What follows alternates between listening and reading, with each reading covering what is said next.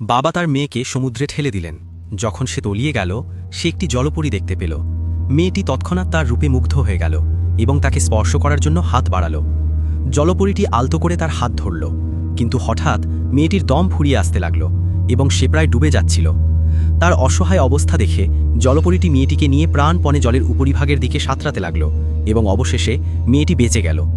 বাবা তাকে দেখামাত্রই নৌকায় টেনে তুললেন। মেয়েটি দেখল জলপরীটি কাছাকাছিই আছে, তাই সে হাত নেড়ে বাবাকে তাকে দেখানোর চেষ্টা করল।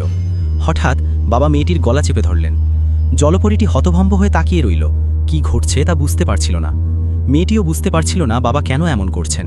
জলপরীটি কাঁদতে শুরু করল এবং তার চোখের জল মুক্তায় পরিণত হল। এই দৃশ্য দেখে বাবা আরও বেশি উত্তেজিত হয়ে উঠলেন। তিনি চাইলেন জলপরীটি আরও মুক্তা ছড়াক। সেই মুহূর্তে মেয়েটি সব কিছু বুঝতে পারল। তার বাবার কাছে সে মুক্তার বিনিময়ে ব্যবসার একটি উপকরণ ছাড়া আর কিছুই ছিল না। মেয়েটি সুযোগ বুঝে তার বাবার হাতে সজোরে কামড় বসালো। বাবা যন্ত্রণায় চিৎকার করে উঠে সঙ্গে সঙ্গে তাকে ছেড়ে দিলেন। বাবার রক্ত সমুদ্রে মিশে গিয়ে সামুদ্রিক দানবদের আকর্ষণ করল। বাবা তাড়াতাড়ি মেয়েটিকে জড়িয়ে ধরে তার কাছে ক্ষমা চাইলেন।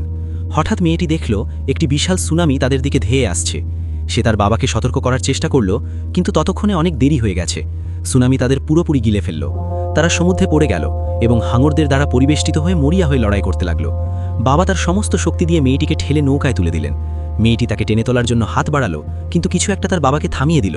তাকে বাঁচানোর জন্য মেয়েটি জলে ঝাঁপ দিল। হাঙরগুলো সঙ্গে সঙ্গে তাকে গিলে ফেলার জন্য ঘিরে ধরল, কিন্তু পরের মুহূর্তেই মেয়েটি সাবধানে চোখ খুলল। সে মারা যায়নি, জলপরী তাকে বাঁচিয়েছিল। কিন্তু মেয়েটি খুব ক্লান্ত ছিল এবং জ্ঞান হারিয়ে ফেলল। জলপরী আবার তার হাত ধরল এবং তাকে শক্তি জোগাল। মেয়েটি যখন আবার জেগে উঠল, তখন সবকিছু আবার শান্ত হয়ে গিয়েছিল।